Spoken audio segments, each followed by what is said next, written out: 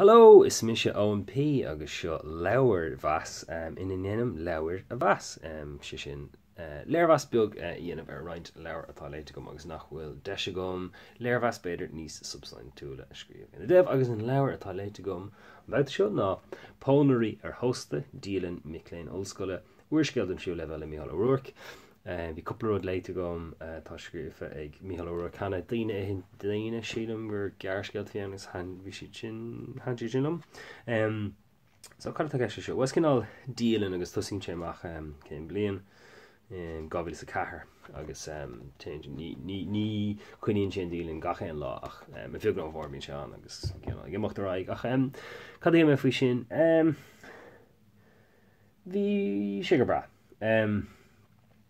Tá roinnt buanna ag an leabhar tugann sé chuirsí amach cinál ar an bit an rud spéisiúil faoin ná an scrín ó an Gaspar anna at ná míine go gart ná go rá so Gaspar mac an tagart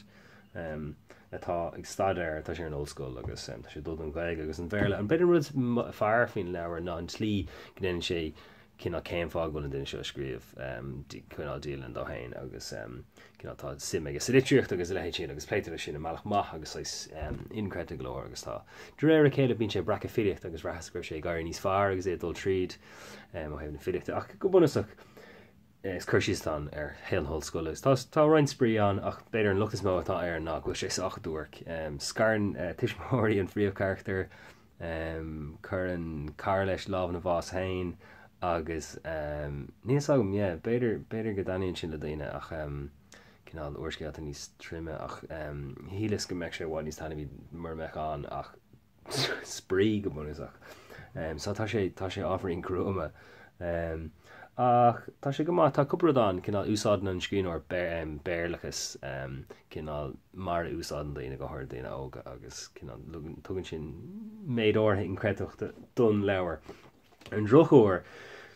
braham sé gohfuil tuairimí an údar nachhfuil ar an ollscoil agus nachhfuil ar íseollscoile i teach tríd go tréin agus tá sé dechar creidúint go gradach Mícheál ollscoile roinnt an stuff a credann sé cad atá go maith tá an charachtar simúil tá cuid an stuff dána golóir aber an seo ar an mlurban ar sé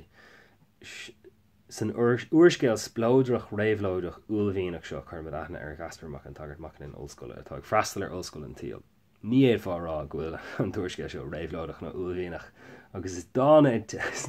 an té a chuireh sin ar chuail leabhar le bheith fíornach ach sin étá an is cóir teoranta dá si leabhar cóir. Cad eile an rud seo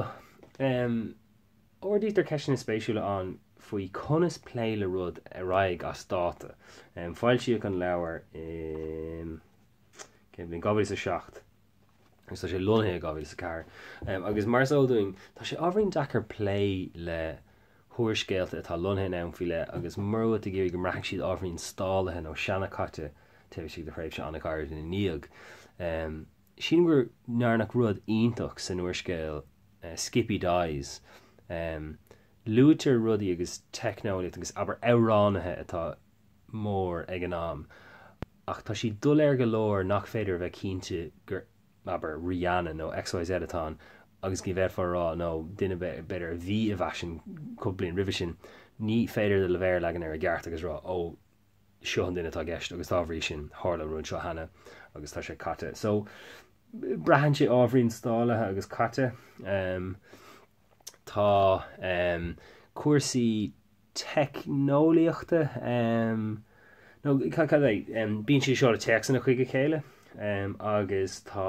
cinná teach cainte úsáid acu braham dachar é creidúnta